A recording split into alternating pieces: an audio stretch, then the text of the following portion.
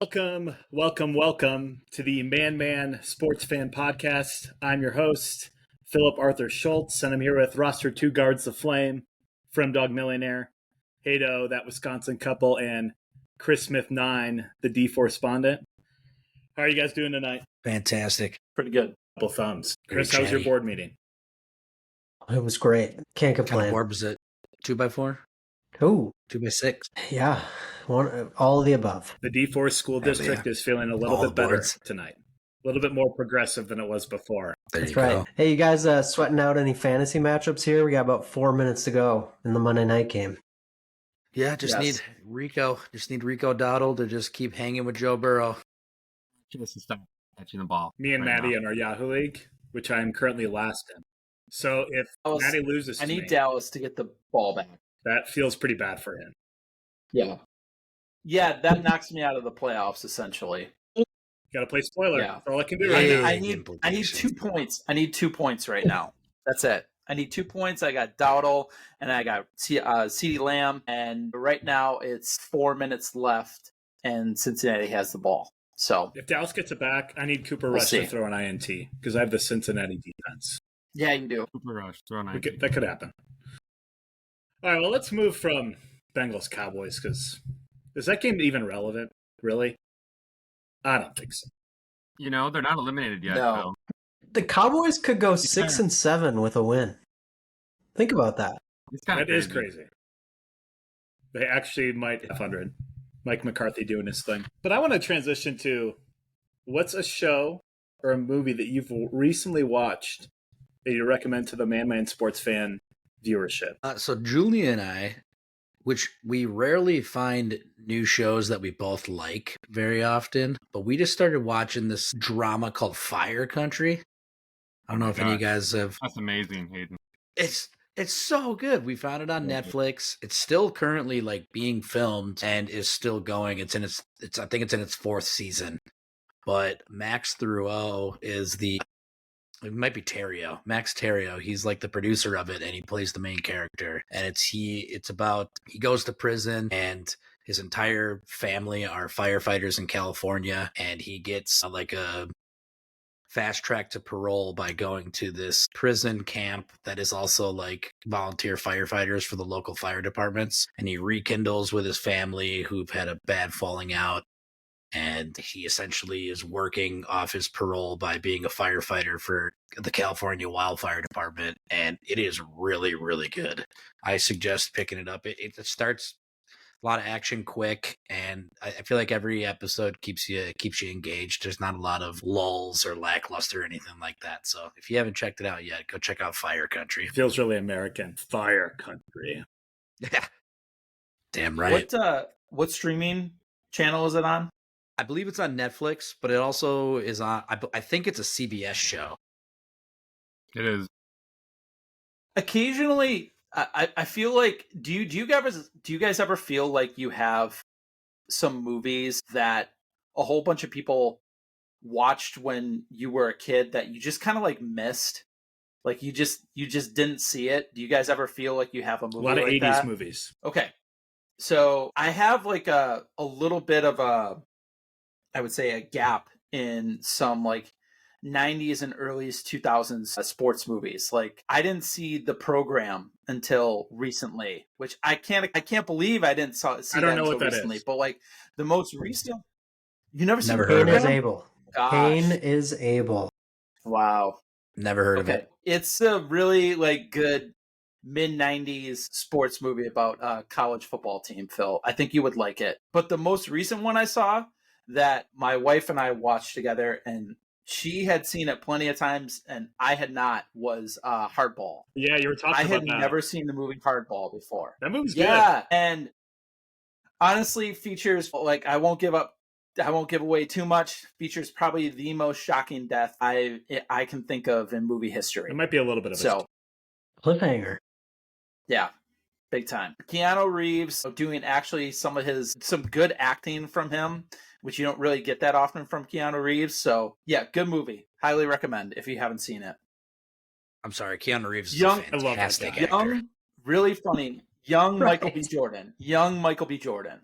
So That's Carl crazy. and I watched the program on the way to Salem on the fan bus one year. Yeah. Yes. Which Great time. were you on the bus that made it or the bus that didn't make it? That was the bus that made it, and we lost.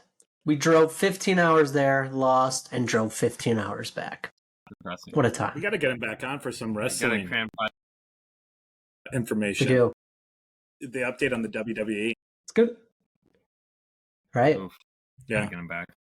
Friend? So I'll just give two quick recommendations. One, so I will say Netflix is doing a nice job of nostalgia right now, of putting Lindsay Lohan back out there. I think she's making a comeback right now with some movies. And then Chad Michael Murray, One Tree Hill, Cinderella, shout out to Freaky Friday, all those fun movies. He's in this kind of like a G13 version of Magic Mike, Merry Gentleman out there.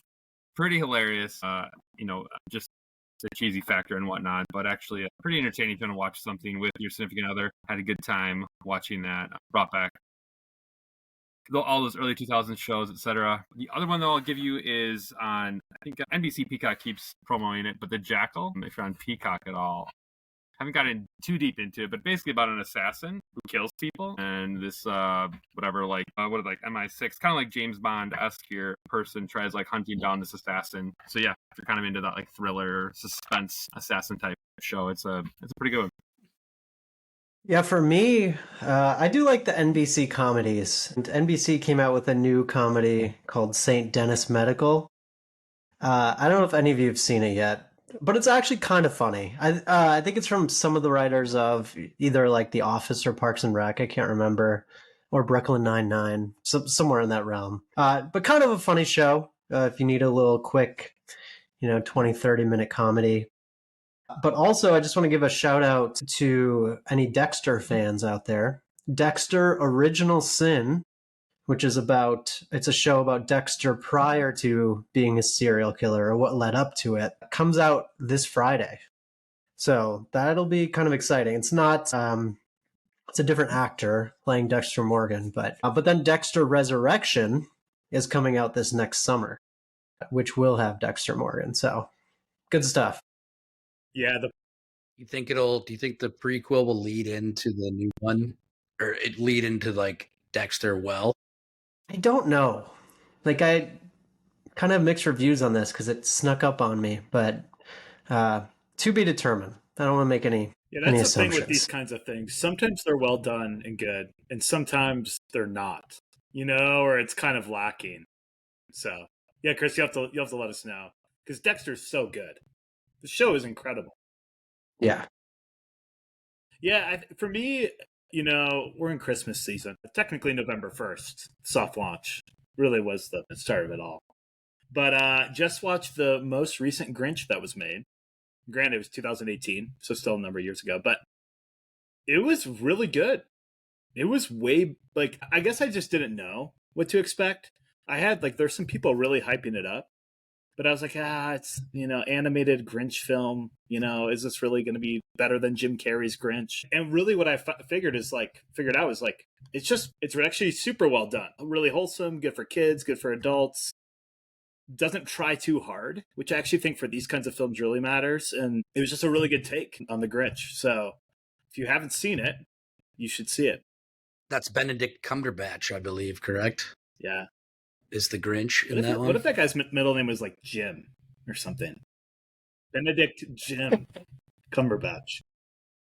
Benedict I wonder if we could look that up. Maybe just thinking I need I'm gonna less doubt syllables. it's Jim, but It's just not going to be Jim. maybe James. I need less syllables. Maybe that's what their family was thinking. This is going to be a whole mouthful. Yeah, my Anyway, gosh. So yeah, the Grinch. It's very good. Yeah, I didn't even realize it was Benedict Cumberbatch. Sorry, friend. Timothy Carlton. That's not less syllables. His middle name is Benedict Kimberly Timothy. Not Kimberly. That's a woman. Carlton. Not Timothy. God, I know Timothy. TTCC. Guy's name Kim. I guess that's true. Kim. T. Probably not Right. Kimberly, but Kim. I think every time we say Benedict Cumberbatch's name, now we have to say his full name. Benedict Timothy Carlton Cumberbatch. Holy It's cow. unreal. Well, we're in the golden age of TV still, it feels like. So now there's so much coming out still. It's crazy. Okay, roster 2 guards, I guess since he scored. So Rico, Suave, CD, and the Rush are gonna get the ball back. Watch, man, Cincinnati's gonna make a big play. And then you'll lose to me, and it'll feel sad. But for you, I can't hear you, guard. You're muted. Rosters. Apologies. You already got 2 extra points because Cincinnati recovered a fumble on a punt. So that's incredible. Watch though, CD will get like a 50-yard 4 touchdown points on the last try or something crazy. Right. That's been my luck in that league. All right, well let's transition to some other football here. Our Green Bay Packers Thursday night, back-to-back Thursday night games. Doesn't happen too often. Lose at Detroit 34-31. A really good game, punch for punch kind of game. Yeah, I mean, if for a neutral fan, you must have loved it. If you're a neutral fan, hear from you guys. You know, obviously the loss is tough in a way, but what did you like from what you saw, and maybe what was concerning as well for you? Well, I loved Josh Jacobs, man, getting it done just any way possible. You know, he didn't light it up with the rushing yards per se this game with only 66. But, I mean, to boot it with 3 touchdowns, should have been 4 touchdowns, is a pretty impressive performance. And I'd love to just see him get rolling here at the late in the year where we really need a good ground game. And Jordan Love feeds off that so well, which is fantastic. A little bit concerning, as much as I love all the receiving yards from Christian Watson, he is still making that one monumental flub in every game that seems to, you can't really necessarily say that the fumble is what lost us that game. And there's nothing he can do on that pick play that got called on Josh Jacobs' touchdown pass that got called back. I mean, that's just kind of a ticky-tack call. But I think the potential is so great for him, and he just needs to tighten everything up and quit making those crucial mistakes, I think. I think for as good as we played, I'm still just nervous that our defense just kind of doesn't look like it can actually get stops when we really need it. The Lions were 4 for 5 on 4th down. They had 27 first downs and had the ball for 36 minutes. Realistically, they dominated that. They dominated that game from, a time of possession and amount of plays, etc. That still just makes me nervous that when we get into the playoffs and we play against all these better offenses, are we actually going to be able to get stops? I don't know. Time will tell. It can't just be that we need Jair Alexander that bad in the secondary. It seems like there's more things more things wrong with the structure of the defense that's not allowing us to get stops when we need it. So I don't know. We'll see. Yeah, I'm gonna just keep beating the drum. Hayden said Josh Jacobs is getting there because of our O-line. I'm looking at the data on our pass blocking. It looks like in the season we're doing pretty well, but they threw some looks at us and some pressure at us. I don't think we handled well in terms of pass blocking, but run blocking I thought was phenomenal. I think we can run downhill all day. If that can be just our mantra here, and just shout out to UW Whitewater, but pound the rock here. I mean, we're going to be in every single game. We're never going to get blown out. We're going to possess the ball. We're going to get in field goal range. We're going to at least have field position with that kind of push and those lanes we get on off this line. So shout out to, Jenkins, Tom, Myers. Like, the guys up front are getting it done, which is huge. I think the Flame and Hato already highlighted, we got to have some on the edge, do stuff. Obviously, I think the injuries here is maybe the biggest concern I have. The secondary is being decimated here. Didn't see the pressure there. Vanessa was out in the game and whatnot. Just overall, the defense side of the ball, injuries and who's going to be able to step up. I think that's the biggest concern. Because I think we can hang in any game, but defensively, it's going to beg the question: how many points are we going to have to score if our defense is going to play like they did against Detroit?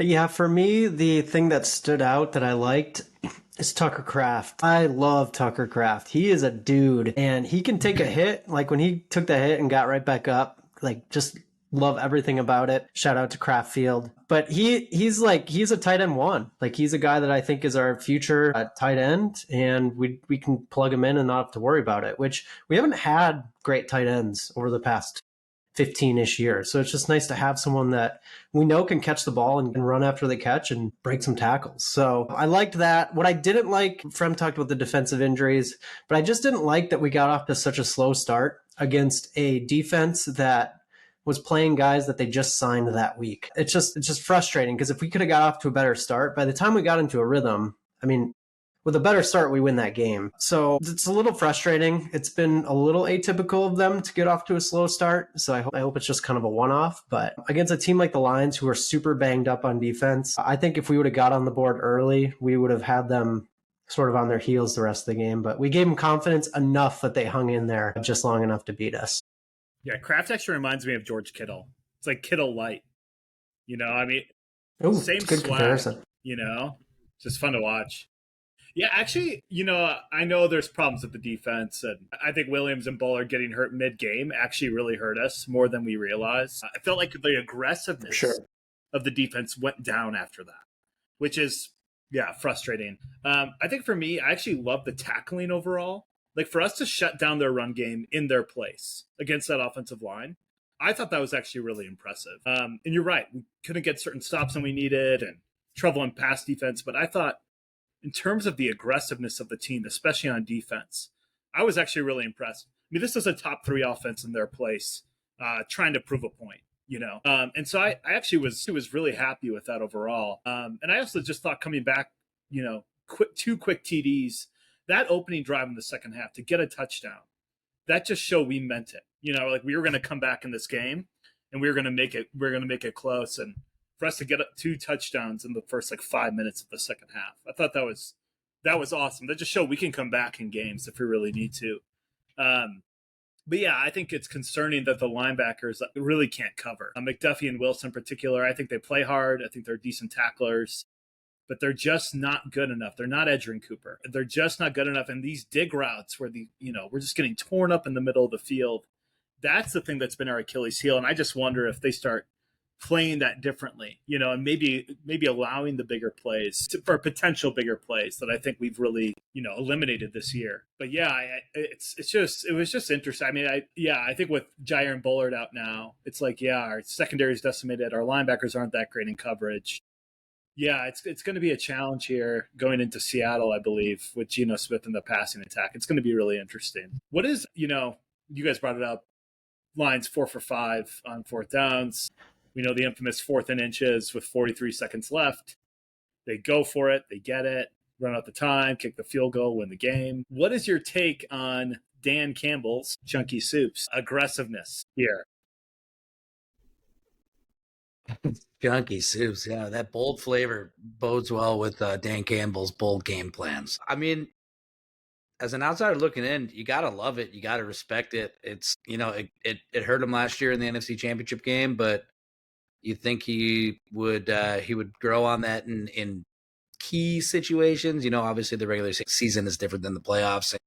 You got a little wiggle room here when you're 12-1. So I think they can be a little bit more aggressive because they're winning a lot of these games and they're ahead in a lot of these games. But I mean, I think as long as he's smart with what he's doing, if he really breaks down I'm sure he's not sitting there breaking down the analytics of it, but he trusts his guys and they seem to trust him. So I say, why not? So I really appreciate how aggressive he is, just kind of given how good his offense is, especially their offensive line. I don't really like it when the nerds just kind of look at the data and are like, oh, going for it there gave you a plus 4% chance of winning.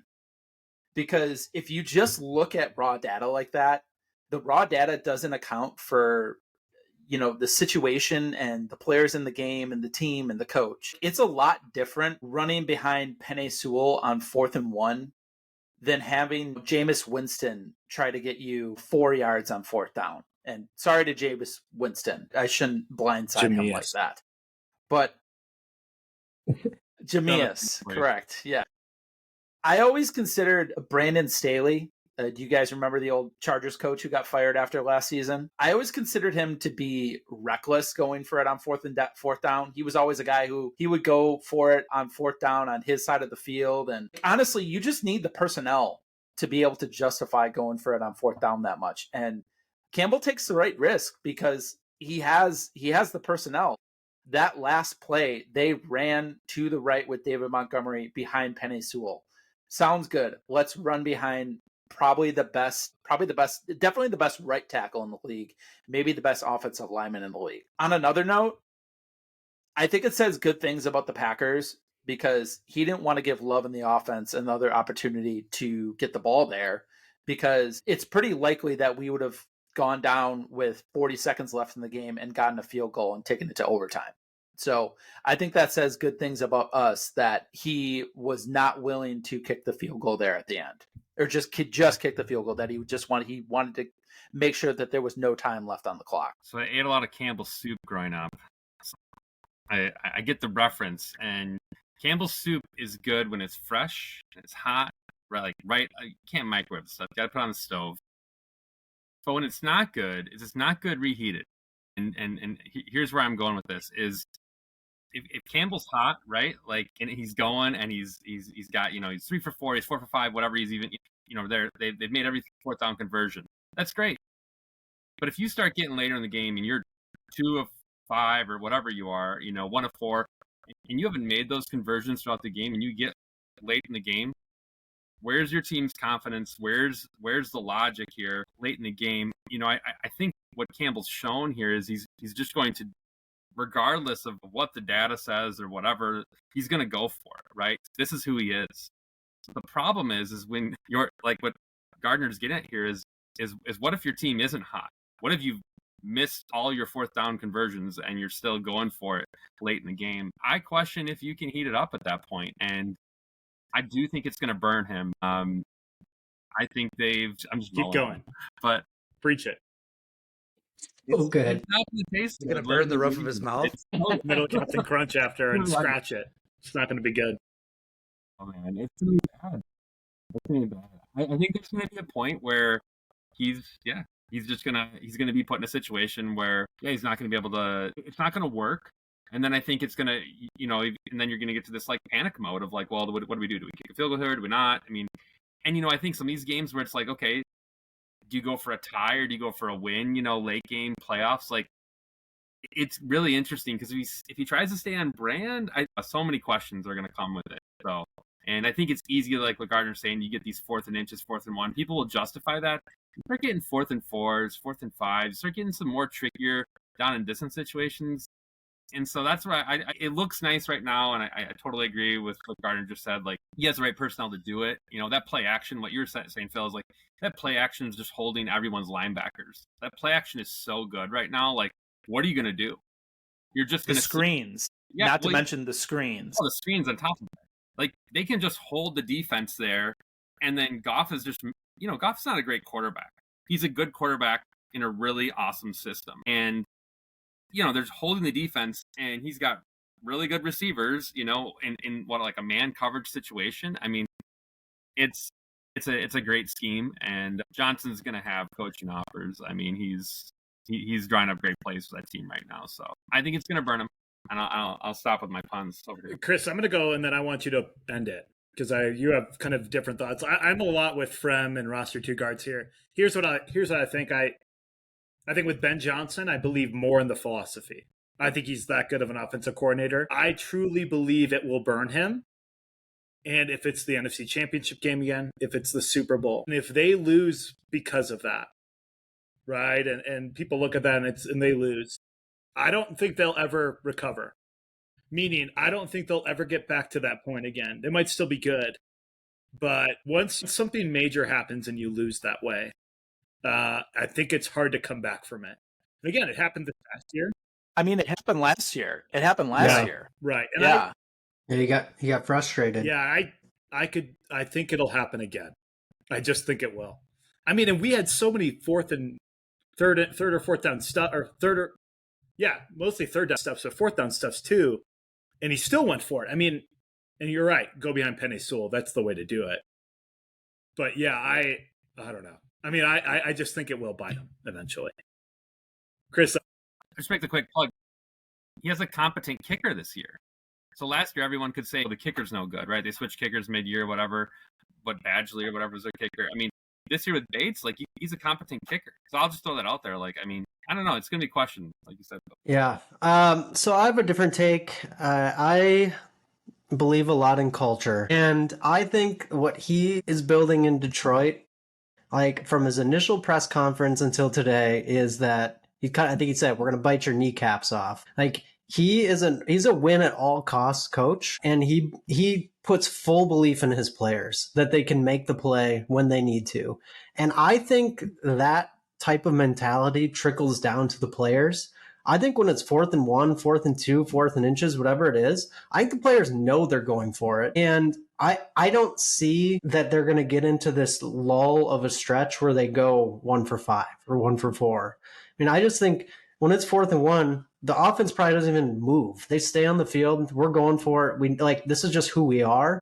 And yeah, it can burn them, and people will remember the times that it did. Like it did last year. What was it? Was a 2-point conversion, and then they got set back 5 yards, and he still went for it. Like I think you learn from that. That wasn't smart.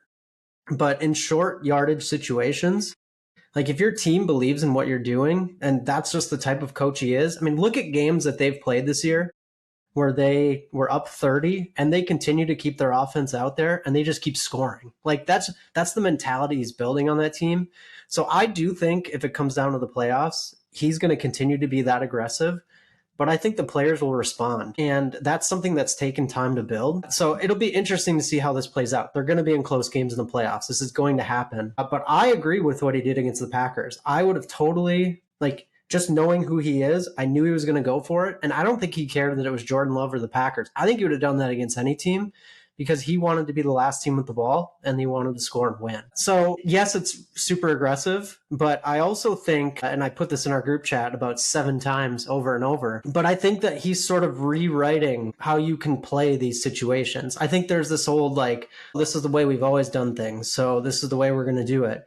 I think it's okay to start flipping that. No, if it's 4th and 1 and we think we can get it, we're going to go for it. That's just who we are. So I think he's sort of rewriting what these short yardage situations look like, regardless of where you're at on the field. And I don't know what a successful conversion rate looks like, but it's probably got to be in that 60 to 70% range to justify it. But he's got the team to do it. So it's super interesting. And I think it makes for it'll make for a really interesting conversation, I think, in a few weeks again. I think he has the most 4th down attempts and the most 4th down conversions since he became coach. And I think it's 70 Phil, 70 or 80 for 130 or 120, something like that. 60, 70%. Wow. Phil, I'm with you, Phil. I think that to go off of something that Chris said, so it is it's cool and stuff to, run the score up, and you are more than welcome to do that. But at some time, throwing passes and running lateral plays for your all-pro right tackle when you're up 30, at some point, that's going to bite you in the butt. And you're going to have either somebody get injured or you're just going to, not make it on a 4th down at some point in a really, really critical situation. And I'm kind of with Phil. I think they test fate a lot. And I think at some point it's going to bite them. I really think that at some point. They were really ballsy at some points. It's in that Cowboy game, taking Sewell out and throwing passes to him when they were up 30 already. What are you guys doing here? It is fun and cute to be aggressive and, get the offensive linemen involved in the play, in the, plays and catching balls and stuff like that and running around. But at some point you need to draw the line. That was weird when that happened. I agree with that. I think you have to be smart in situations, and I think they've been overly aggressive in odd situations. So yeah, I think they could tone it down there for sure. Yeah, you don't want to get Penny Sewell hurt ever. Yeah. I think the crazy thing is, though, I'll finish. If the Packers were winning by 3, he would have still gone for it, and that's, I think, the controversy. Because it's it was tied. You could say, okay, if you really mess up here, the game's going overtime, maybe worst case scenario for you. But he probably would have gone for it even if they were down 3. He would have gone for it there. I was actually thinking about if we were up 1, what would he have done? Would he have kicked it or would he have gone? Right. And I don't actually know. 1 or 2. I mean, I want to say he would have. Yeah, that's a good question. I'm not sure. Well, One other quick point. I think teams are going to start playing the Lions differently. I think when it gets to third down, you're like, well, this is like a second down normally. So we're going to have to start doing some different approaches here, maybe blitzing, different approaches, knowing the Lions are playing for all 4 downs all the time. I think teams are going to have to start playing the Lions differently because there is no conventional wisdom there from them. And you can't just expect like, oh, if we get them down here, they're going to punt the ball. No, they're going to kick the field goal. No, they won't. So I think teams are going to have to adjust in how they look at those plays. That third down is really more like your traditional second down play with the Lions. Yeah, it feels like 4th and 3 or under they're going. Almost every time. I wonder. I mean, we haven't seen them in a lot of like 4th and 6 or 4th and 5, but I wonder. Here, I'll finish with this thought. And Chris, I really like your take. If you build a culture of this, you just expect to go and you believe you're going to execute. I agree with. I think that he is rewriting things a little bit, which is it's really cool. What I'll say is in the NFL, there's just such fine margins, right? It's a play here, it's a play there. That one play can actually really affect the game and change the game in a different way. And so, right, they're down, they're up 17, and he goes for it on 4th, and Josh Reynolds drops the ball. That 4th and inches, Goff stepped on by his lineman, and he's on a knee, and he's still able to get the handoff off. But I mean, it was pretty lucky. I just think that can go wrong in football, and with these fine margins, I just think it will bite them, but we'll see. It's a game of inches, as Al Pacino would say, and I hope you guys get that movie reference. I don't. Yeah, I don't. It's a good one. What is it? Oh my gosh! Come on, Phil. Is he a musician or is he a? Any given? No. Oh no! Here we go. No, are you kidding? I'm kidding. Are you actually kidding? I don't know was a the joke. line, but Any Given Sunday? I've never seen it. Have you ever seen the movie? Good one. All right, throw it on the list The with the program. Any Given Sunday. All right.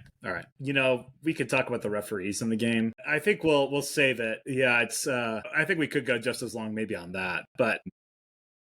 Yeah, it was an interesting referee game. What I'll say is sometimes you get home field advantage in these things. I think that does happen in the NFL for the Packers too at Lambeau. I think it does happen. Play the Seahawks at their place. We haven't historically been great there. It's a Sunday night game. Seahawks are coming off a really big win against the Cardinals at Arizona, and you can argue they were dominant in the game. So it should be good. Do you guys have a score prediction for the game? 31-20, and the Seahawks are a little too. They're too streaky for me. They're hot, they're cold. I mean, the Cardinals are not a good team to say, hey, we dominated that entire game against, because they can get dominated by any team in the league. I feel like we dominated them just as bad as Seattle did earlier this year, and I think Seattle's different without Pete Carroll.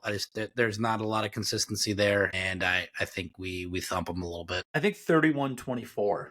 And it's closer than it seems. I think Seattle scores a late one. And I'm just praying that we dial up the pressure and get after Geno, because that offensive line for the Seahawks is not good. Yeah, it's a good call. And it's going to be really interesting to see what Seattle does. Geno has the most passing yards in the league, but you look at his touchdowns right now, and he does not throw the touchdowns.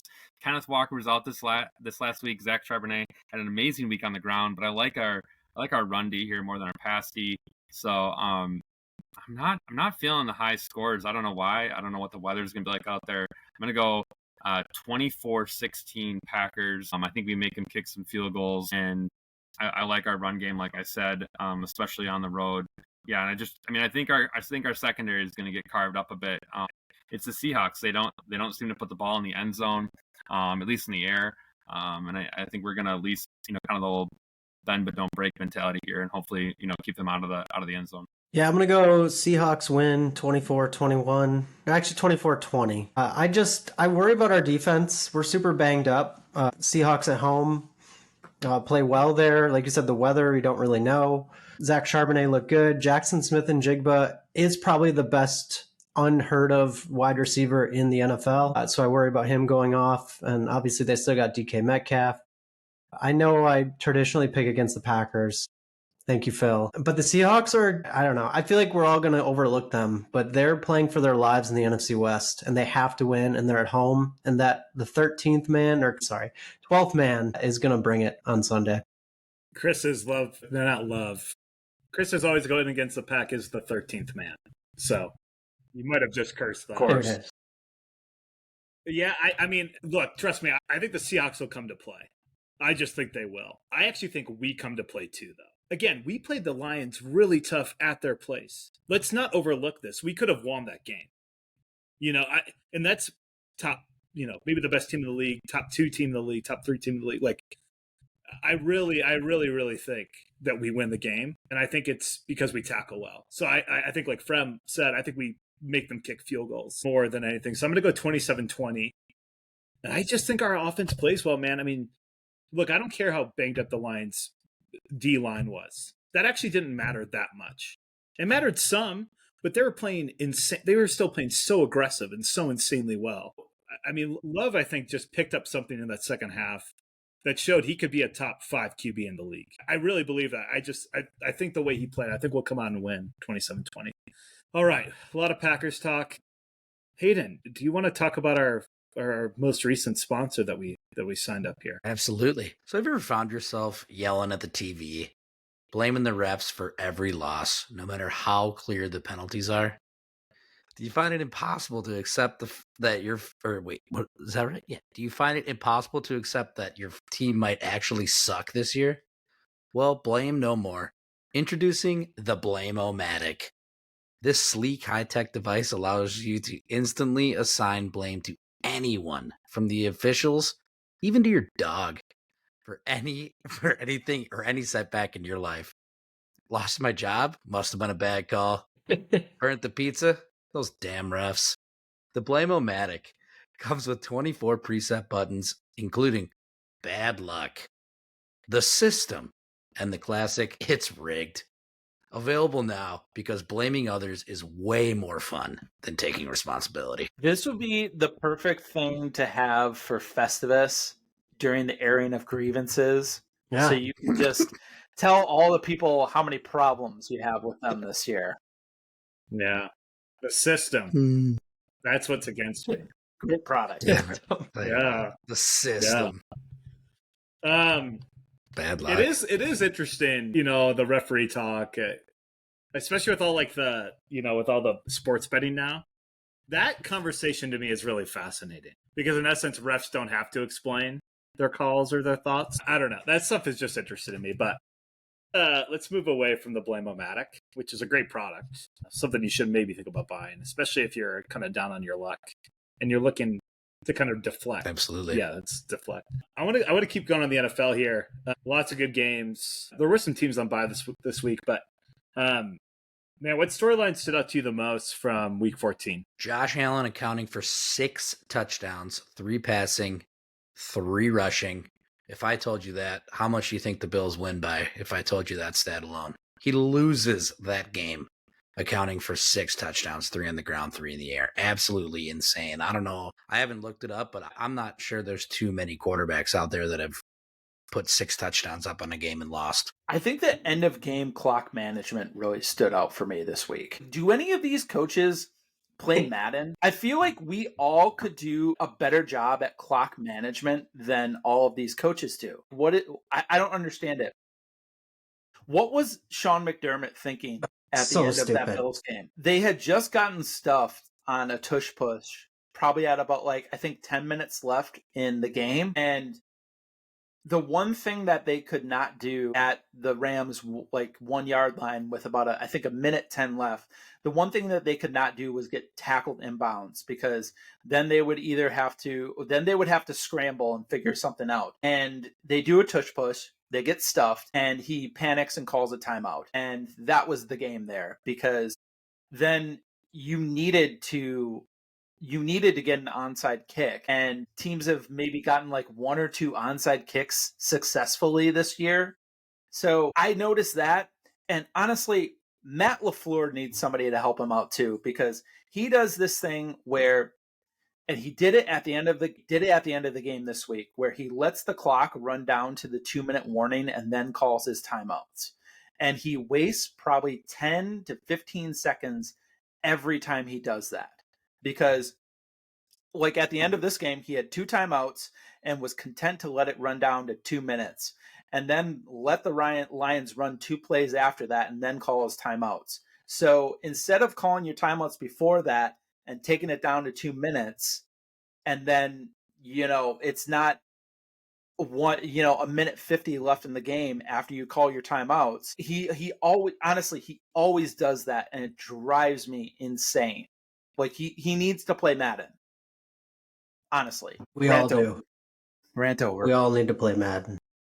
Yeah. I don't think Phil has ever beaten me in Madden. That is not true. I don't think so. But I am like 1 for 6. It's not true. Feels like it though. It's not. It's been rough. I still remember the Hail Mary. You got to tie me. Me too. Yeah. I'll just say coaching matters. I mean, just looking at the paradox of, Kirk Cousins on the other sideline here with Atlanta and Minnesota, and just, KOC over here with, whatever the backup quarterback, Sam Darnold, who just waltzes into Minnesota here and leads them down to be 11-2. You see teams like the Steelers, just perennial powerhouses right now, making the, I mean, I say powerhouse maybe is a strong word. I mean, they're not winning Super Bowls, but they're winning. They're in the playoffs every year. And I think you just go through some of these teams right now that are just in disarray. I mean, the AFC is just a cluster right now between, you have all the teams eliminated so far. You have Jacksonville, Tennessee, Las Vegas, Cleveland, New England, and the New York Jets.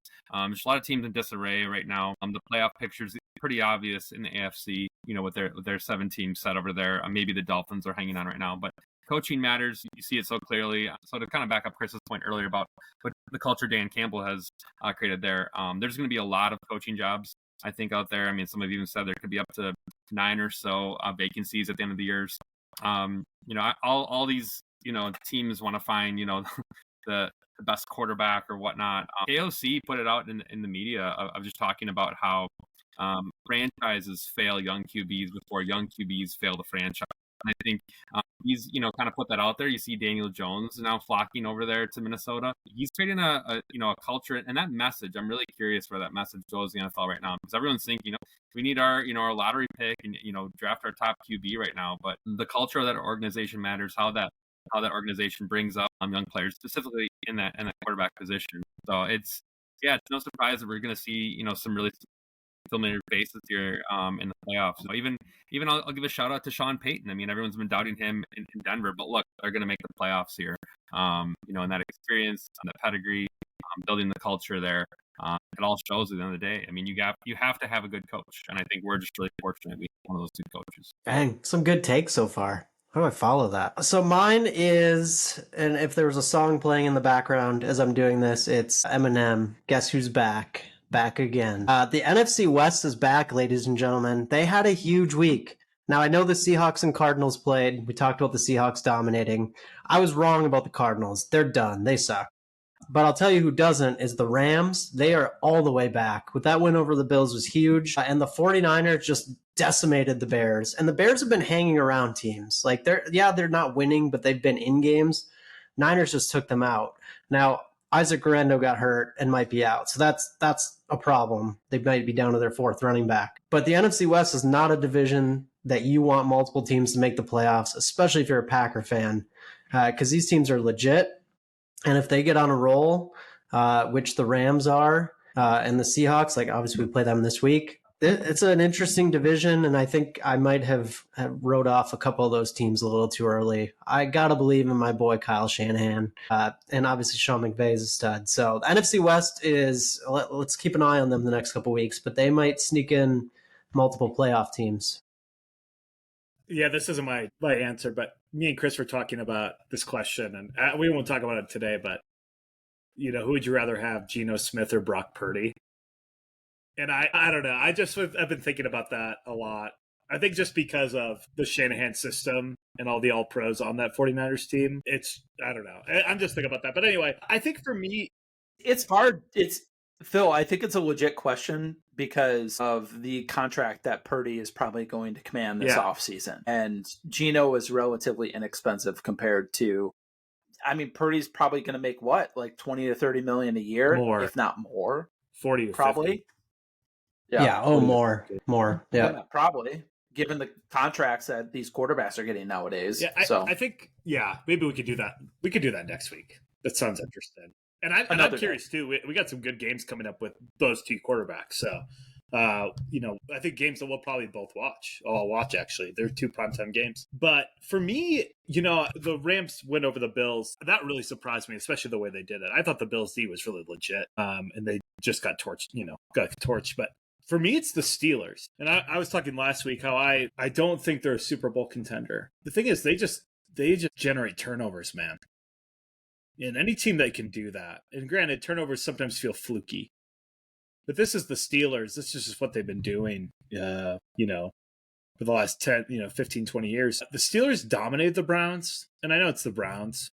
But if you watch that game against the Broncos, the Browns played out of their minds, And so I think for a lot of people, they probably thought the Steelers would win, but not necessarily a shoe-in or an easy game. Steelers didn't have George Pickens either. And they just went and destroyed them.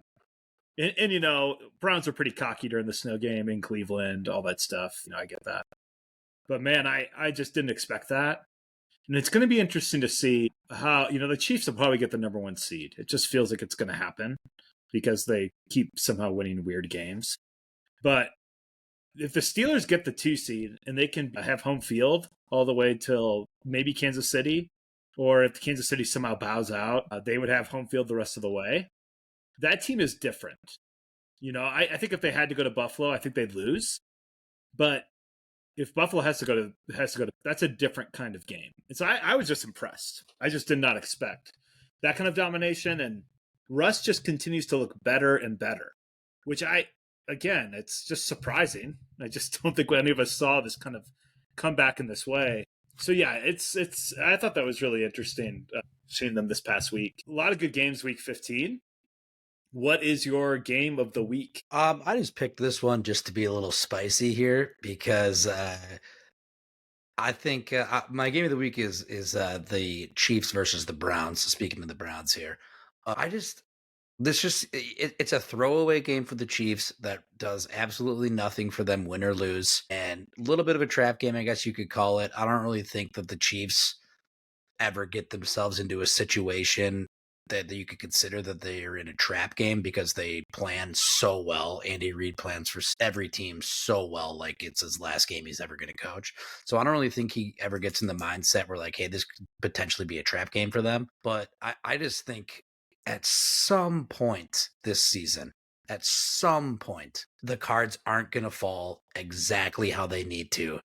And what better team to do it than the Cleveland Browns and Jameis Winston just taking down the Chiefs? Yes, our boy. Like how cool that I could see Jameis throwing all over the place on him. I mean, he's going to throw the ball almost 50 times just because that's what they do. And he hasn't been in 6 games. He's got almost 2,000 yards in 6 games, 13 touchdowns.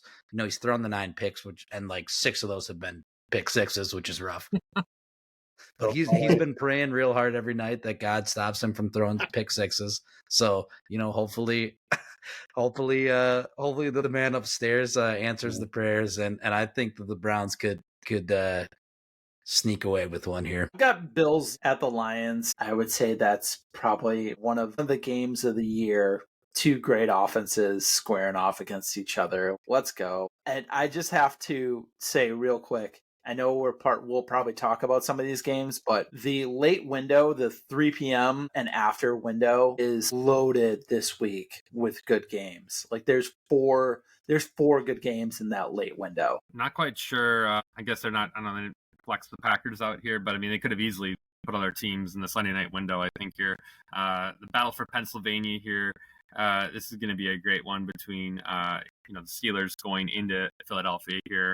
I'm sure for folks in Pennsylvania, I don't know if anyone knows we're in Pennsylvania. I'm sure there's going to be a bit of a rivalry there with 2 top contending teams here. And I think, going with, Maddie's matchup here, I mean, I think these kind of like, could this be a Super Bowl matchup? Buffalo, Detroit, could this be a Super Bowl matchup? Philly, Steelers. So just really fun to see the top NFC, AFC teams here going head to head. Yeah. I mean, they're, to me, especially the Philly Steeler one, I think it's a toss-up. Both teams are relatively hot. I know Philly had the scare against Carolina here, but I think both teams are playing some really good football, and I think it's going to be a battle and a really great fourth quarter. So before I get to my game, I just have a quick nugget that I want to point out. So the top 5 teams in the NFC. So if you were to start the playoffs now, top 5 teams. If you combine their winning streaks, those top 5 teams have won 33 games in a row. 33. So we got Detroit's won 11 in a row, Philly's won 9 in a row, Seattle's won 4 in a row, Tampa's won 3 in a row, and Minnesota's won 6 in a row. Crazy. Wow. Anyway, so my game of the week is Tampa at Chargers. I just think this is like a really good, like, let's see who's playoff good between these two teams. I think both teams are good enough to make the playoffs. I don't think any of us would admit they could probably win more than one game, but both these teams have a chance to stay hot. I know the Chargers lost to the Chiefs. They're kind of their kryptonite. But obviously they're playing really well, and the Buccaneers are on a roll. And I talked about them last week as a potential dark horse. Like, the Packers have to go there. So I just like the Justin Herbert Baker Mayfield matchup. Hopefully Lad McConkey's back because the Chargers need him desperately. But I like both those teams, like both those coaches. It's just kind of a fun Week 15 matchup. Yeah, that's sneaky good. Because I feel like both teams need to win it too. So it's like, yeah, and Tampa's just starting to play better, man. You can just see it. They're starting to play better. For me, it's the Thursday night game. It's Rams at Niners. If you look at the NFC West, Seattle's 8-5, Rams are 7-6, and then 49ers and Arizona 6-7. The 49ers have to win. The Rams are coming off a huge win. They're playing maybe some of their best ball of the year. When these two teams meet, or when the Rams Seahawks meet, or 49ers Seahawks meet, when any of these three teams are playing each other, it's always a really, really good game. And somebody could be down 14 points, and it doesn't matter, because teams just come back in these games in the NFC West. And so I'm just really looking forward to it. I know 49ers are really injured, but they probably had their best game of the year this past week as well. So should be a really, really good game. But, man, the whole slate, man, it's going to be so good. All right, let's talk, teams outside the playoff picture. Again, it feels like every week, right, it almost becomes like the playoff picture becomes a little bit more clear. But I want you to tell us if any of these teams that we talk about currently outside the playoff picture make it. If they do, why do you believe it? And if they don't, why not? So, Hayden, let's start with you with the Colts. In or out, and why? I was in on the Colts all year. Unfortunately, I believe this loss to the Broncos that they're going to take this coming week will officially knock them out of the playoffs. They just don't have – there's not enough time left for the Colts, unfortunately. And I hope they just put it all on the back of Jonathan Taylor and he rides me through the fantasy playoffs. Let's go. Gardner, you got the Dolphins. In or out, and why? I think they just miss it. They probably finish with 8 or 9 wins, and currently they're trailing the Broncos, and I think the Broncos will finish with 10. If the Broncos win this week against the Colts, they have it wrapped up. The Broncos play the Chiefs in week 18, and I'm guessing the Chiefs will have the number 1 seed wrapped up by that point, so they're going to be sitting a lot of guys, and that's just going to be a Broncos victory and get them into the playoffs. So I have the Rams, and I think out of our list here, I would say this is, looking at our list here, I think this is the one team that makes the playoffs, and I think it's the schedule here. So they have the game against the Niners. I think they're going to find a way to pull it out. I think this offense is just being decimated, for San Francisco, and like you said, Phil, their Rams are really hot right now, and it's not their defense; it's all in their offense. It's all on Stafford and his two guys, Nakua and Kupp here. If those three are healthy, and they got Kyron, obviously, they're going to go. And they're going to be able to compete and at least stay in any game. I think even if they lose this game, though, they have the Jets and Cardinals after. I think they can win those 2 games. The problem is Niners have to play the Dolphins. I think they have to play is it Dolphins Lions they have to play? Yeah, and then at Arizona. Yeah. Or they have at least, is it Lions I think they at least have? So it's not a favorable schedule for the 49ers here, and I think that's the big kicker down the stretch here. It's Dolphins, Lions, and Arizona. Yeah. So I think that's the kicker. I think the Rams have to play the Jets, right? So I like their chances to win the NFC West. And even over Seattle, because Seattle has to play the Packers and they have to play, I believe it is the Vikings as well coming up. So I think they're going to be able to pull out that division. Yeah, they have, and then they have to play. Well, it's the Rams and Seahawks. That could be for the division right there. I think that last game of the season, Rams Seattle, could be for the division there. And I think the Rams are going to get it done. I think they're going to find a way. I'm trusting Sean McVay, that culture we talked about. I just don't think Seattle has that culture figured out yet. And I think the Rams are going to find a way to win the division. Yeah, so I have the Falcons, and I could make a strong case that I think they can make it in. They're coming off of a 4-game losing streak, which is not great, but they end the year with the Raiders, the Giants, the Commanders, and the Panthers. Like, those are 4 winnable games, and if they beat the Commanders, that could leapfrog them. The problem is there's only one open spot in the NFC, and I agree, I think the Rams are the team that gets it. Kirk Cousins just isn't playing well, but schedule sets up really well for Atlanta. There's just something wrong with that team that I don't think they can go 4-0, even with that schedule. But I do think Washington is out. I want to make that clear. That's bold. I'd be curious what their schedule is. We should have put them on here. For me, I have the 49ers, and I mean, Frem stole my thunder a little bit. It's okay, Frem. But they are too injured, and their schedule is too hard. I actually think that's it. Like, I really do. Like, they've lost a lot of close games this year, and so that's why they're in this position. And I don't know. Does that all of a sudden change? I'm not really sure. Feels like that's a year-to-year thing at times for teams. But, Rams at home, at Dolphins, Lions at home, at Arizona. None of those games are easy. None of those games are shoo-ins. Can you go 3-1? That's the question. If you can go 3-1, maybe you got a shot. But I don't even know if they go 2-2. That's up in the air in my head, right? Especially that at Dolphins game, you go down to South Florida, that's different. That's a different kind of atmosphere there. And the Dolphins are playing a lot better.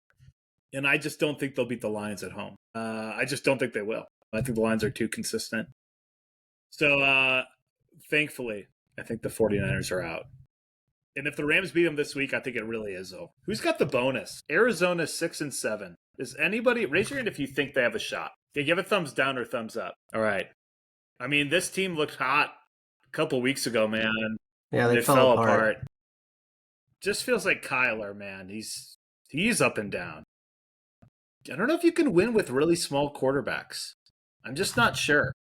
Will there ever be another 5'9" quarterback?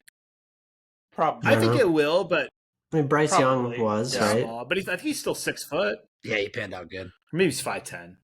But yeah, I just think Breeze, Russell Wilson, these guys are anomalies. You know, I'm not, and Kyler's all right, but yeah, it's interesting. I think that decision to not go for it on 4th and goal from the 5 against the Vikings last week was probably what's going to end up torpedoing their season. And Greg Olson pointed out on the broadcast during that game how dumb of a decision that was. And sometimes these defensive coaches, they dumb decisions when it comes to going for it on 4th down and, these end of game situations. Jonathan Gannon, defensive coach. All right, well, let's not give any more airtime to the Cardinals. All right, Frem, speaking of quarterbacks, tell us about this newest sponsor that has decided to join our show. Well, let me tell you, ever watched a game and thought, I could do better than that guy? Now you can prove it with Quarterback for a Day. Our exclusive package lets you step into the shoes of an NFL quarterback, minus the fame, fortune, and, well, the actual talent. You'll get full-on training with a former high school coach, a helmet that barely fits, and the chance to throw exactly 3 passes before we all agree you should probably stick to your regular job. It's the ultimate fantasy experience without all the acclaim or, winning. Sign up today and prepare for glory. Or at least a couple of fun photos for Instagram. Thank you for that. I love it. It's like It's Uncle so Rico, good. but, like a more systematic program designed for it. I want to know where they're finding these former high school coaches. Hell yeah. And what happened? Why are they not still high school coaches? Becomes like a side gig, Hey, we want to talk about Bucky basketball. I think because of time, we're gonna kind of pass it on here. But they lost it to Michigan at home at Marquette this past week, so what moved from 11 to 20. They play at Illinois on Tuesday, at Butler on Saturday. Go Bucky! 2 tough games, should be interesting. And because we care about our sponsors so much, Plus, I think we're all looking fairly youthful here because of this product. Maddie, can you tell us about the Eternal Youth face cream? Absolutely. Tired of looking like you've lived through another stressful year of your life? I know I am. Well, look no further than Eternal Youth Face Cream. Our revolutionary formula is made from 100% natural ingredients, like unicorn tears and mythical garden herbs. Apply twice a day, and you'll notice your skin becoming as smooth as a dolphin's belly. Or perhaps as youthful as it was in your 20s, minus the actual fun. Side effects may include the unexplainable urge to take selfies. Hate that. A sudden obsession with skincare routines, and the ability to talk about reality television shows for hours on end. Vanderpump Rules. Shout out. Try it today and thank us later, as beauty will no longer be in the eye of the beholder. That's great. Anybody watch reality TV? It's great. America. A little bit. Love me some Vanderpump Rules in the Valley, man. Bravo TV. I used to watch Bat. You must be taking the face cream. That's right. Well, That's what the I want to flames look are. like Youth. them, you know? let's get to MLB free agency, because it feels like for these guys, they're kind of on cloud nine, and it feels like the Eternal Youth face cream is all part of that. So I'm gonna kind of list out the moves here, and you guys can give your reactions. Obviously, the big one: Juan Soto, 15 years, $765 million with the Mets. Dude, Dr. Evil, man, holy crap. Willie Adames, Matty G's favorite brewer, goes to the Giants, 7 years, $182 million. Chris in the script put $182, which is kind of funny, but $182 million. Hey. Blake Snell, 5 years, $182 million to the Dodgers. Unfortunately, I wonder how much of that is deferred. Luis Severino, 3 years, $67 to the Athletics. The Athletics need to spend money, or the MLB Players Union will be not pleased. Yusei Kikuchi, did I pronounce that right? Yeah, Nice. nailed it. 3 years, Sounds $63 million perfect. to the Angels, because everybody wants to go there to play. I guess if you're getting $21 million a year, then it's worth it. Nick Martinez, 1 year, $21 million with the Reds. He picked up his player option. He signed it, which is not that shocking. Tyler O'Neill, 3 years, $49.5 million to the Orioles. Kind of sneaky good. Shane Bieber, 1 year, $14 million with the Guardians. That's an interesting deal. Clay Holmes, 3 years, $38 million with the Mets. They think he's going to start for them instead of be a relief pitcher. Michael Conforto, 1 year, $17 million with the Dodgers. Again, probably $16 million of that will be deferred. Matthew Boyd, 2 years, $29 million to the Cubs. Blake Treinen, 2 years, $22 million to the Dodgers. And then Frankie Montas, former A's pitcher, was a Reds pitcher, 2 years, $34 million with the Mets. So those are the big ones. There's other ones that are kind of happening under the radar. I know there's a lot of trade rumors out there. If you want to find a really good site for this, I think Chris told me about this, MLBTradeRumors.com. It's probably the best for like MLB info and stats. That's really in depth and really kind of on point. That's a really good website to kind of follow along, especially as the winter meetings come up. Out of those deals, or maybe just the MLB in general, as we head into the offseason, what stands out to you? I mean, obviously, $765 million is a number that is absolutely astronomical. I don't even know how to explain like the question I want to get out on how absurd this is. Like, what do baseball GMs like? So obviously they have endless money, right? Like, it just has to be. I didn't realize. I mean, I always knew that the MLB contracts were massive, but like, it's all guaranteed. Juan Soto is making more money than Mark Antoniazio's net worth. He's the owner of the Brewers. His contract is more rich than his net worth. Yeah, I just don't get, is the MLB actually generating this much money?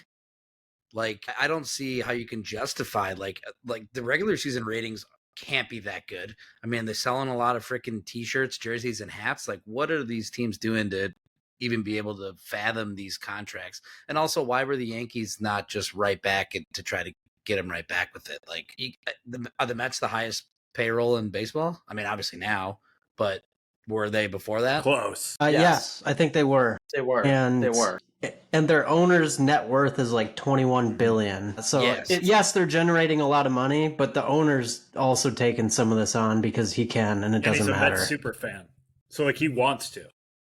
I would hope honestly, it's just with these owners, like you own a sports team to spend money and show off to your friends. It's a dick swinging contest. That's really Unless what you're it in is. Pittsburgh. Kid show. Yeah, right. Are you done, Hayden? I'm done. Okay.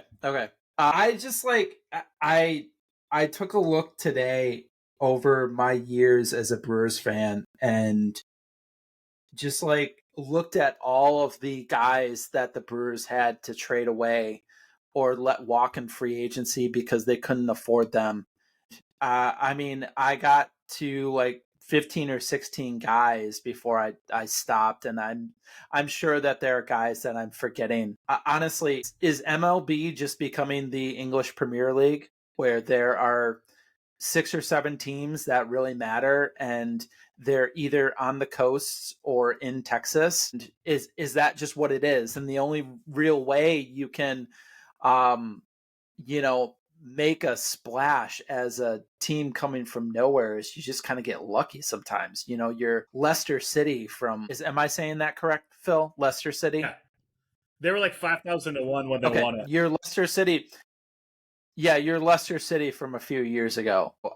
I don't know. I was just kind of frustrated thinking about how big Juan Soto's contract was today, and that's where I landed. I just looked at all the people that the Brewers have lost over the years because their owner doesn't have a whole lot of money, and he bought the team from the cheapest people in Major League Baseball history, the Selig family. Decent commissioner though, but it was all right. Terrible commissioner. Come on, he's better than Manfred. He turned a blind eye during the steroid era and just acted like nothing was going on because, man, people were hitting home runs and it was all good. I mean, yeah, baseball was pretty awesome. It was awesome. McGuire Sosa kind of saved baseball in a way. It was really bad. So anyway, there's a documentary on that, I think. A friend, what about you? Anyways. Yeah, I'm going to be brief. It's kind of nice to see a guy like Shane Bieber come back to be loyal with the Guardians. I am super curious to see what that Clay Holmes experiment looks like if he's not going to go to the bullpen. The Dodger deal, whatever, until you can win, back-to-back championships here, and until you can create some sort of dynasty here, it doesn't matter. I really want to get back into this group chat here, but I think long story short, I'll just say I think there's a beauty in baseball that you don't have to have the biggest stick to always win. I'll just say that. You don't always have to have the biggest stick to always win, and you still see these small markets in it every year. You still somehow see teams like the Rays in it. Yeah, I think you're going to see, even the Brewers, I think are still going to be grinding away here. So, yeah, I'll just leave it at that. I don't think money's everything at the end of the day, and I think that's where I think baseball saves itself. Otherwise, I think they'd have to intervene. I think they'd have to jump in and say we have to stop this. But I think the small guy gets it done. C. Smith?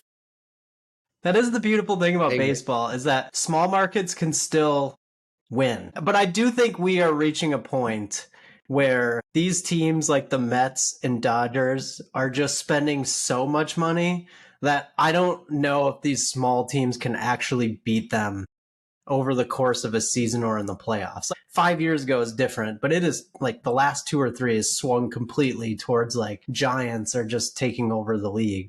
No pun intended, not the actual Giants, even though they spend some money. The deal I like the most, though, not the most, but I think it's kind of sneaky, and I'm already annoyed with the Dodgers, but Michael Conforto is going to have a breakout year. I've been thinking that.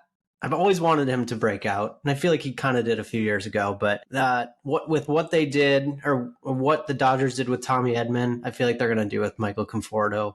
And I'm already annoyed. And the Dodgers, yeah, they're probably not even done spending yet. I heard they still want to bring back Teoscar. I know they want to sign that Sasaki. Yeah, it's just becoming a little bit out of control with these big markets. Honestly, Chris, I kind of have to disagree with you on the fact that small markets can really compete in MLB. The last small market team to win was Kansas City in 2015. And I went through the list. I mean, I'm going back to the early 90s. I didn't look at the 80s. I have not found a team from a small market that actually won the World Series. Yeah, it's like Yeah, I don't know if they Since can win the then. World Series, but they're they're competitive small market teams. True, very true. yeah, the Rays, the A's, Fair. the early Billy Bean years. I mean, Brewers.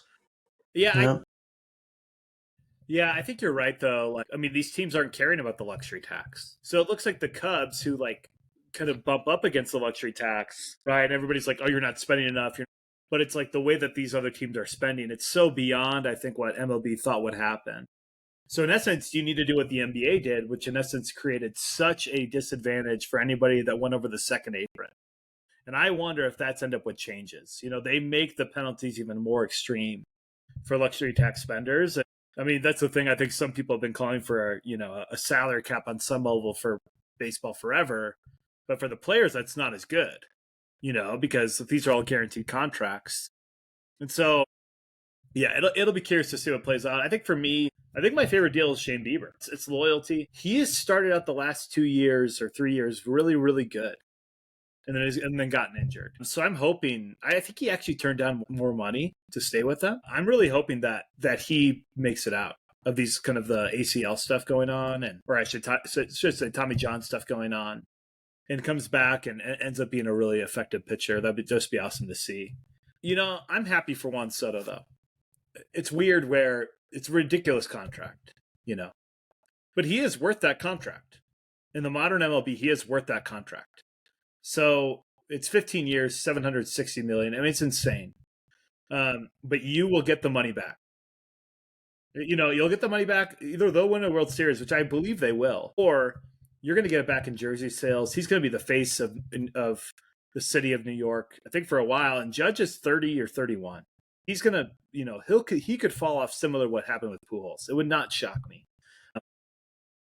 They're going to sell $800 million in jerseys. Well, I think it's the total value. So no, not that. But I think just like everything combined, you know. But it is ridiculous. There's no doubt about it. There's a lot of remaining free agents. We're all Cubs or Brewers fans here. Who would you like your team to sign? What's the one name? Well, it was Juan Soto, but that's off the board. I don't know. I'm not tapped into baseball enough to know this one, so I'll pass it to Matt. I'm passing as well. I have no idea. Yeah. I From don't have the list of the free agents in front of me here, but I will just say I think the crew needs to find something budget friendly, find a pitcher who's has some experience here. And I think, I mean, the Brewer model right now is not to just shell out the money here. You know, the small markets have to win at the farm system. They have to bring guys up, and that's how they're going to stay competitive, is drafting and developing guys. You're not going to be able to bring in big fish right now. Kind of a knock on the Cubs right now, but I mean, like a Matthew Boyd type, like I don't like. That's rough to even see that. Just knowing the return on that is questionable, and you know, injury prone and whatnot. So I'm even hesitant to see that. I mean, I'm looking for I want the Jacob Junises back. I want the guys that we're going to pay very little, and we're going to stretch and get the most out of them. I mean, I think if you look at what Oakland used to do, they've been bad lately, but very good model on finding these rebound candidates, people that are kind of like getting totally overlooked. And yeah, you got to get the reclamation projects and try to find something, because that's the only way you're going to really stay competitive against these big market teams. Yeah, so I want the Cubs to get a front-end starter. I don't think they're going to get Corbin Burns. I just don't think they'll pay for him. And I don't think they'll get Sasaki. That he's coming from Japan. He's a stud. I think he's going to go to the Dodgers. So realistically, I would love the Cubs to get Jack Flaherty. I think he'd be a perfect complement with Imanaga at the top of the rotation and would make them competitive. I think Flaherty proved last year he's maybe not as injury prone as we thought. He's still relatively young, so I think you could get him on like a 5-6 year deal, and I think that's a perfect fit. Yeah, I mean, the ideal for me is Sasaki, but I just read a rumor that the Astros are potentially shopping Kyle Tucker. And if you could guarantee that he'd re-sign, meaning 10 years, probably $500 million. If you could guarantee that he re-sign, I would love him. And I would pay heavy prospect capital for a guy like that.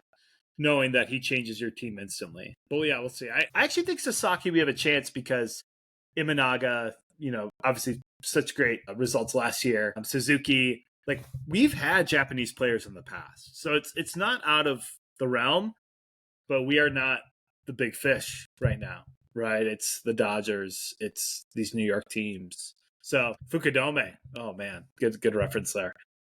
Yeah, Stud. I got the list real quick. I'll give you 3 quick names. What I was referring to: Zach Davies, grew up with the Brewers, love to have him back. John Means, injury prone. Why not take a risk on him? Mike Soroka, another guy, super injury prone. Why not take a flyer on him? These guys are still young enough. They're not super old, like a Lance Lynn or something like that, who are probably almost done. Although I think Lance Lynn might throw until he's over 40 and just, I don't know. His arm never seemed to fall off. So I think you got to look at some of those guys where you're taking flyers on guys and trying to find somebody who'll hit. We love Boston, right? Red Sox tradition. And then we see the White Sox, who are just maybe the worst baseball team of all time. Feels like we got to find the right balance of Sox. Shout out Scott. Got to find the right balance of Sox. Chris, can you tell us about this recent new sponsor that we have here? Yeah, it's interesting. We're talking about Sasaki too. But is your sock drawer feeling a little too coordinated? I know we all have this problem. Then it's time to mix things up with Grandma's socks. These socks have been hand knit with the finest yarns, and by the finest, we mean whatever's on sale. God damn it. Each pair is a homage to your grandmother's best intentions and the worst color combinations, featuring fun patterns like squiggly dots and outdated plaid. These socks will have you asking, did I just step into a time machine? Wear them at your own risk. And remember, comfort is secondary to the perfect awkward conversation starter. Well, I love socks. Yeah, I go through there's a something about ton. new socks when you put them on for the first time, even if it's whatever was on sale. True. Love dress socks. I don't know Dress why they socks got are me. like the most comfortable socks ever. Yeah, for sure. Well, let's jump to a perfect awkward conversation starter. If you had a top 5 potato chips / salty snacks, I mean, some of these answers Chips. aren't chips though. So it's Order the chip I mean, category. we could debate we could debate some of that. But so let's give your top 5, and maybe you give all 5 and you highlight one. Right, so Hayden, we'll start with you. Top 5 chips, salty snacks. Yeah, absolutely. I'll start with the classic Doritos. It really doesn't matter the flavor to me. I think it's like the sweet and hot ones, or it's the purple bag. Those are really damn good. Then I'm going to go to just the classic restaurant style tortilla chip, preferably with a dip or like a hard cheese or something like that to give it a little extra. But just the simplicity of a restaurant style tortilla chip is fantastic. Then I went with pizza Pringles. Pringles has got a stranglehold on the flavor game, man. Everything they have bursts with flavor. And it is true. Once you pop, the fun don't stop. You can't eat just one. It's insane how good Pringles are. Sponsor, actually. True. This next one I have is a new one to me. Ruffles makes a jalapeno ranch, and I just saw it at a random convenience store the other day when I was filling up on gas, and I took a chance on it, and holy cow, it was damn good. It shot up to the top of the leaderboards for me pretty quick. And then this is the controversial one. I went with the buffalo blue cheese combo. Now, I think combos are like one of the greatest snacks ever, certainly for a road trip. But I think they can qualify as a chip, or you could have the outside pretzel ones. Those are pretty darn good. But the buffalo blue cheese combo holds a special place in my heart. It's so good. Yeah, I didn't think combos would enter the list. That was awesome. Combos are really good. It's a good throwback. So good. And they've done it all with like zero advertisement. Right. Have you ever seen that? No. Never. It's like Costco, dude. But If they you are know thriving. It's They're in every gas station. Yeah, it's what you want. Everywhere. Mm-hmm.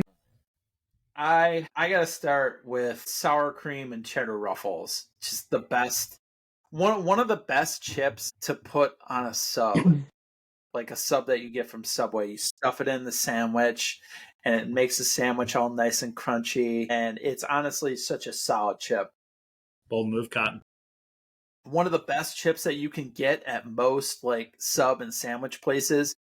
Typically Miss Vicky's jalapeno chips. Love me some Miss Vicky's jalapeno chips. Nacho cheese Doritos, honestly, like I thought about Cool Ranch, but I just kind of have a preference for nacho cheese Doritos. Something that just kind of I thought about the other day were Munchies. Do you guys remember the Munchies with the rolled gold pretzels? I think Sun Chips, small Doritos, and Cheetos are thrown in there into that mix. And that, as far as the mix goes, I like that better than Gardettos. The one that I need to go in a little bit in depth on are Funyuns. The best thing to have as a late night, as a student playing Halo 3 until 2 or 3 a.m. in the morning, when you have had a little bit too much to drink, maybe you had a little bit of the smokety smoke as well too. And honestly, one of the most solid things, I've actually found it's a really, really good road trip snack too.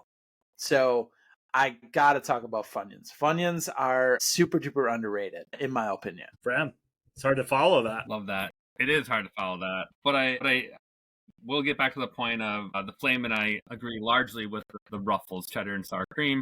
But I'll start at the top of my list. Doritos Cool Ranch. I think it's clearly the best Dorito you can have. I will say they all are a little overseasoned nowadays. I think if you remember growing up, you used to get like that one Dorito that had the most season on it. I think the social studies teacher wants to tangent on that. I wholly agree with that opinion. The cheese Fritos, mix it up a little bit. Better than original Fritos there. You get the snack pack, chili cheese Fritos, way to go. Kettle Brand sea salt and vinegar potato chips probably could be my number one. It's such a classic. Great with a sandwich. You get that nice bitter pop. Tortilla chips. Probably go with just about any tortilla chips. I try a lot of them in the area, like the local ones, find ones that are made, sometimes by restaurants or on different little shops and stores around the area. You got to have some salsa or guac around though, so I think that's a little caveat is you got to have something to dip with a tortilla chip. Not a big fan of just a straight tortilla chip. And obviously the Ruffles, cheddar and sour cream. That's nostalgic. Just all time one of the best potato chips I think you could find. Ruffles does it right. Ruffles is coming out with a lot of unique chips and different brands and whatnot, but I think their classic cheddar and sour cream are the go-to chip. I've never tried it on a sub. Maddie's got me really intrigued now. I gotta try this out. Maddie, do you put it out with any particular sub, or is it just like any sub? It's just it's usually Subway subs. Subway subs, okay. Because like you go to Jimmy John's and you can get the the Jimmy John's branded kettle chips at Jimmy John's and you put them in there, but it's usually I think Subway and Jersey Mike's are the two that I usually go with that. Okay, try this out. What do you got? All right, the viewers will be pumped to try this out. I am starting my list with Cape Cod kettle potato chips. You can get these at Costco. Kettle chips are incredible. I would put kettle chips up against anything. And the Cape Cod is just the perfect mix of like not too salty, but just enough flavor. Crunchy Cheetos. I love crunchy Cheetos. I don't like the puff Cheetos though. They don't taste good to me, but the crunchy Cheetos, spot on. 3, little controversial, Gardettos. Don't know if this falls into chips. I'm counting it as chips. Gardettos is the perfect mix. Unless you're Hayden, you just eat all rye chips. Dang. Yes. Yes, I used to rye avoid chips. those growing up. Yes. And now I appreciate it. Oh, I used to, I would not. So Hayden and I were driving to a euchre tournament and stopped at the gas station, and he picked up a bag of only rye chips. Yes, they make those. So solid, Hayden. Yes. So yeah, I mean, Gardettos, yeah, it's incredible. I didn't like when they used to have those the ones with the seeds in them. They took that out. It's way better now. Really? Yeah, they I took love them out. I love the sesame seeds. Sesame sticks, seeds, that's actually. what it was. Yeah, they're I gone. love those ones. Oh man, bad take. Yeah. Next, nacho cheese Doritos. I agree with Gardner. It's a perfect, like with a sandwich. I mean, it's perfect. And my last one is just original Fritos. And the reason is because it's got a lot of, like, you can't eat a good walking taco without original Fritos. And I think Fritos are a little underrated. Just call it what it is, like the Butterfinger of chips. That's what they're called. So yeah, I love walking tacos, and you can't eat a walking taco without original Fritos. Chris, do you prefer Fritos with a walking taco versus nacho cheese Doritos? 100%. Really? Yeah. Yeah. See, I'm nacho cheese Doritos with walking tacos, man. Yeah. I Chili know. cheese That's- Fritos with I the have to go walking with that. tacos. I can Yeah, see that's that where being it's Next at. time good we're all too. together, Thank you. let's try making Waka tacos with all three. Different like taste tests. Hell yeah. That's what I want. Okay. Next year's Bring your draft. favorite- Okay. That, That will yes. be the draft. That will be the Okay. draft food. Please, everybody bring your favorite- Hashtag fly I'm Phil. almost 100% Yeah. sure I'm going to be there this year. I'm really sorry, guys. I'm gonna go against Fish, which is really sad for me, and come to the draft. It's Fish draft. It's really tough. Everybody bring their favorite bag of chips and just load Fish? it with the walking taco. Is Fish playing on Labor Day out in every Denver summer, dude. next year? Every summer, Really? Every day they play Wow. at Red Rocks. every single day. It's crazy. Actually, I think they got kicked out of Red Rocks because the fans were too much. Yeah, I think I'm gonna forego Fish, which is sad, but that'll make my brother sad. But anyway, so I changed my number 5 because I put pretzel sticks because I think I saw the Gardettos, salty snacks, and I love pretzel sticks, especially the mini sticks. But all this talk of Doritos just got me really thinking about it. And so number 5 is Doritos. I love Doritos, and maybe that could even be higher up on the list. But I think for right now, I'm gonna put number 5. I want to go back to kettle chips, what Chris just talked about. The original salt and pepper kettle chips are incredibly good. And I think you can get these from Costco, like a bigger bag. But also just, man, there's just something about even like the ones that are ridged, man, with the ridges, man, it's just so good. Number 3, you can't find these in store. It's actually really hard to find. Ruffles barbecue chips. It's my favorite barbecue chip by far. They don't sell them in stores anymore. And it's really sad. It's really sad. I feel like you can special order them, but I haven't figured out how. So I'm sure if I typed it into Amazon, it would pop up, honestly. But number 2, You're like a flaming hot. that's just not my thing, but I respect. Anyway, number 2, and it was sad to hear Chris speak against it, but Cheetos Puffs, man, it does something for me, dude. Freaking love Cheetos Puffs. And again, I don't know if it's a chip, but it is in the chip aisle.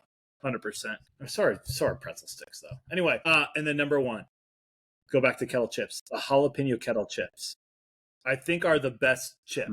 I think it's the best. It's interesting that Matty G brought up the Vickies. I might have had those once. I need to maybe do a side by side, but and the jalapeno kettle just really speaks to me. Like, what's your brand if it's not Miss Vicky's? Then It's just Phil? the kettle, so it's like that light green. Yeah, kettle cooked. Yeah. Kettle. It's like a light. I think it's like a light. Kettle brand. light green bag. I think I know what you're talking about. Yeah. That's the brand I If you haven't had it recently, If you ever come across Deep River, that's really good kettle cooked chips. Is that one that's available at Costco, Phil? I think they might sell some kettle chips there, but I don't think they're the jalapeno ones though. I think Kettle in itself is a pretty well known chip brand. Just the brand Kettle. yes. Yeah, so please tell us what your favorite chips are. And if you want to talk about our Gardettos part of chips, can we even say that? Pretzel think so. sticks. Where does this fall into it? Maybe it'd be interesting talking about like a salty snack kind of thing. It is. Yeah, we could like check. I think if it comes in a portable bag that you reach your hand into Yeah, and then it's the immediately bag. eat, I think that's pretty much considered a The chip. bag. But then is it like Cheez-Its come in the same kind of bag Yeah, I'm when fine. you get Sure. it at a quick trip? That's in a Does that box, though. count? That's in a 'Cause I box. feel like Fine with that's Cheez-Its more- being a chip. I mean, it's a cracker. No, it's not a quick trip. Not a quick trip, Phil. When you're going on a road trip, you can get They're Cheez-Its tiny, in though. a bag. Tiny bag. Yeah, in the little bag. Yeah, You you do. can't get it like a Yeah, family it's a size small bag of bag. Cheez-Its. Yeah. All right. All right. Some All right. Cheez-Its. Yeah, so our Cheez-Its Sorry. chip. Man, this is it's like the Controversial. cereal soup thing, which I just hate that question, but this feels different to me. Is hot dog a sandwich? Stop this. Yes. Here we go. Well, this leads us to our last sponsor here, and it's no snacksident that today's top 5 is brought to you by Snacksident Chips. Ever gone for a handful of chips when you look down and realize you've eaten the entire bag? Every day, dude. Every day. Yeah, that's called Every the time. Snacksident. And guess what? We turned that into a marketing opportunity. Wow, that's awesome. Snacksident chips are pre-portioned in actually 2 large bags because let's face it, you're going to finish them anyway. So why fight it? With flavors like Sriracha Bliss and Cheddar Overlord, Snacksident chips are the official snack of your next binge-watching session or your next emotional breakdown after a team loses on Sunday. Did that on Thursday for sure. Grab a bag today and let the snacksidents begin. Thank you so much for listening. If you've made it this far, that just means that you love us, that you appreciate who we are as people. We feel more respected by you because of it. But man, yeah, tell us your comments. I'd be curious to hear from the audience your thoughts on Dan Campbell as well, right? Where do you fall? More in the line of Chris, more in the line of, I think, the rest of us, right? This respect, but going to hurt him in the end kind of thing. So we'd love to hear your thoughts on that. We'll see you guys next week. Go Pack Go. Go Bucky. Women's Badgers volleyball is also on this week. They're in the Sweet 16. Probably going to go to the Elite Eight. We'll see. Bucks are in the in-season tournament. They play tomorrow night, so go Bucks. It's like the FA Cup of the NBA. So if anybody knows that, right? Basically. I have thoughts about the NBA in-season tournament. Maybe we can get to that someday. We love you guys. We'll see you all next time.